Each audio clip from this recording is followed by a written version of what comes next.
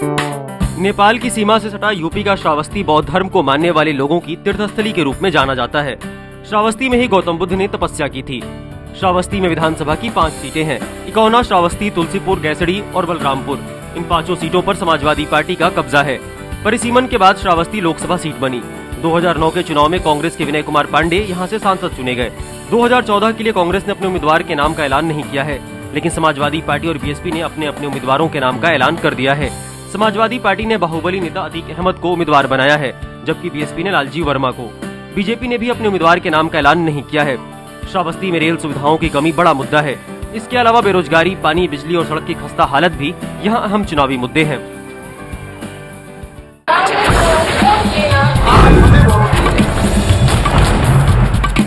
कांग्रेस का मुद्दा क्या है? कांग्रेस का मुद्दा विकास है, और जितना विकास 10 साल में कांग्रेस पार्टी ने किया है उतना कोई न पार्टी नहीं किया है।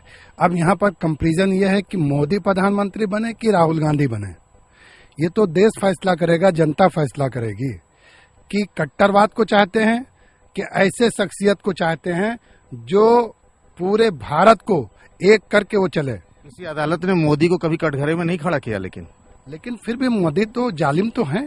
ये आप कैसे कह रहे हैं ना, पार्टी कह रही है, लेकिन किसी आज तक समझ रही है कि अगर मोदी इस देश, अब मैं बीजेपी से बोल रहा हूँ, वो कह रहे हैं कि वो जालिम है नरेंद्र मोदी। हमने जहां सरकार छोड़ी थी वो 8.5% जीडीपी पे छोड़ी थी, आज आधे से कम रह गया है, एक बात। और इस प्रकार तमाम जो है प्रधानमंत्री ग्राम सड़क योजना का जो उसकी बदहाली है, या आपके जो गैस की आपूर्ति है उसकी स्थिति है, महंगाई है, भ्रष्टाचार है, कोयला घोटाला, 2G स्पेक्ट्रम घोटालों की एक पूरी की पूरी फेहरिस्त है, भरमार है। समाजवादी पार्टी से भी बात कर ली, क्योंकि दिल्ली में ये साथ है। कांग्रेस पार्टी घोटालों की सरकार है, इसमें कोई दो राय नहीं। बहुत घोटाले किए गए, और साथ ही साथ देश पूरी तरीके से गर्क में चला गया है विकास के नाम पर। 10 सालों से ढो क्यों रहे हैं कांग्रेस को? हम केवल सांप्रदायिक शक्तियों को केंद्र में हावी न हो। और आपको बता दें, आप न्यूक्लियर डील के मुद्दे पर गए थे कांग्रेस के साथ, आप बताइए क्या लग रहा है आपको? इस बार प्रधानमंत्री नरेंद्र मोदी जी बन रहे हैं, देश उनको स्वीकार कर रहा है, देश की जनता स्वीकार कर रही है। आपको मोदी की लहर दिख रही है क्या? मोदी की लहर नहीं, मोदी को 100% जनता मतदान देगी। जरा इधर से भी पूछ लें, आप लोग नौजवान हैं, कभी वोट डाला आपने? क्या लग रहा है इस बार, बताइए। इस बार तो हो सकता है कि तीसरा मोर्चा बन सकता है। तीसरे मोर्चे में कौन? मुलायम सिंह मोर्चा तो बना ही नहीं आपका। जी नहीं, तो क्या नाम, जयललिता भी है उसमें, सब शामिल हो सकते हैं। आप मुलायम सिंह पीछे चले जाएंगे, जयललिता आगे हो जाएंगे। नहीं, ऐसा तो हो सकता है कि उप प्रधानमंत्री उनको बना दिया जाए। मतलब उप प्रधानमंत्री तक भी लोग राजी हो जाए कि मुलायम सिंह उप प्रधानमंत्री बन जाए। बताइए रमन, ये बताइए कि क्या ये मुलायम सिंह बार बार कह रहे हैं कि इस बार हमारा मुकाबला बीजेपी से है। पिछले लोकसभा चुनाव में बीजेपी को 10 सीटें मिल गई, ये क्या कोई फिक्स मैच चल रहा है क्या? नहीं, कोई मुकाबला नहीं है, बीजेपी से तो बिल्कुल भी नहीं है। मुलायम सिंह तो मन से बार बार यही कह रहे हैं हमारा मुकाबला सिर्फ बीजेपी से। तो जनता बताएगी, एक्चुअली में वो आप लोग रिपोर्टिंग कर रहे हो उसी पे जा रहे हैं। जनता की मुकाम है बेरोजगारी भत्ता, लैपटॉप वितरण, जो की मुलायम सिंह कर रहे हैं। और मुजफ्फरनगर का दंगा, मुजफ्फरनगर का दंगा आप जानते हो बीजेपी कराई, वो तो नहीं, गुजरात में हो तो मोदी और यहाँ हो तो भी बीजेपी। कार जिसकी होती है दामन पे दाग उसी के लगता है। सरकार के काम देखो ना, सरकार की बेरोजगारी भत्ता योजना देखो। सरकार 2007 में भी सरकार ने बिल्कुल दिया था, आगे भी देती रहेगी, और जब केंद्र में पहुंचेगी तो उससे बड़ी बड़ी योजनाएं सरकार देगी। मैं आपको बता दूं कि समाजवादी पार्टी ने इस बार अतीक अहमद को यहाँ से लोकसभा का उम्मीदवार बनाया है, और बहुजन समाज पार्टी ने लालजी वर्मा को उम्मीदवार बनाया है। उनको कुर्बानी का बकरा बनाने के लिए यहाँ लाया गया है। आप लोग क्या बलि का बकरा बना रहे हैं क्या? नहीं पैदा हो। अतीक अहमद यहाँ की जनता के प्रिय हैं, और निश्चित तौर पर वो चुनाव बहुत सुंदर ढंग से लड़ रहे हैं और बहुत मेहनत कर रहे हैं, और हम वादा करते हैं कि निश्चित रूप से अन्य पार्टियों की जमानत जब्त होगी। वो चलिए मैं बीजेपी से पूछ रहा हूँ, वो तो कह रहे हैं आपकी जमानत जब्त करा देंगे अतीक अहमद के नाव पे सवार होके। भाई इसमें तो भाई साहब ये है कि इतिहास बताएगा व्यक्ति का कि वो क्या है। जैसे उनका जो पूर्व का इतिहास रहा है, किस प्रकार का इतिहास है, क्या कार्यशैली रही है, क्या उनकी गतिविधियां रही हैं, ये जग विदित है। लगातार 12-14 वर्षों से नरेंद्र मोदी जी के पीछे सीबीआई, रॉ, आईबी लगाने के बावजूद, एसआईटी का गठन करने के बावजूद सर्वोच्च न्यायालय तक ने उन्हें बरी घोषित किया। बरी नहीं हुए हैं, एसआईटी की जो है रिपोर्ट सुप्रीम कोर्ट ने मान लिया है। वो जहां भी फिलहाल जो प्रथम दृष्टया जो दृष्टिगोचर हो रहा है वो यही बात खुल के आ रही है कि कहीं न कहीं उनमें दोष सिद्ध। जरा मैं आम आदमी पार्टी से बात कर लूं, ये बताइए कि दिल्ली में तो टोपी दिख रही है, यहाँ भी मुझे टोपी दिख रही है, आप लोग कुछ बना पाएंगे यहाँ? निश्चित तौर पे हम बना पाएंगे। यहाँ की जनता जो है भ्रष्टाचार, अराजकता, महंगाई, अत्याचार से बहुत परेशान है। किसके भ्रष्टाचार से?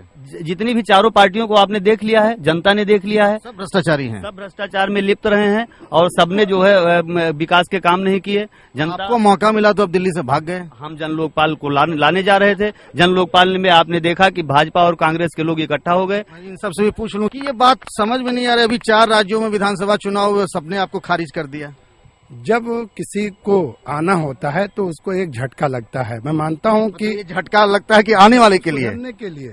और मैं आपसे बता रहा हूं कि आने वाला समय फिर कांग्रेस का होगा और हमारे जो साथी हैं समाजवादी पार्टी या हमारे बीएसपी के लोग हैं, ये फिर एक बार अराजकता को यहाँ हिंदुस्तान में पनपने नहीं देंगे। और अगर अराजक मतलब आप कह रहे हैं कि आपको सपोर्ट कर देंगे फिर, ये क्या आप इन्हीं के लिए मुलायम सिंह को प्रधानमंत्री? 70 सीटें जीतेगी समाजवादी पार्टी, मुलायम सिंह बनेंगे प्रधानमंत्री। 70 सीटें जीतेंगी, यूपी से जीतेगी। 80 में से 70 आप ही 80 में से 70 जीत लेंगे हम। आप देख लेना, चुनाव नतीजे बहुत जल्दी आने वाले हैं। हमारी जो योजनाएं हैं उससे आम आदमी। मुलायम सिंह भी नहीं कहते कि हम 70 सीटें जीत लेंगे। कहा इन्होंने 70 को छोड़ करके कहा है कि हम 70 छोड़ करके 10।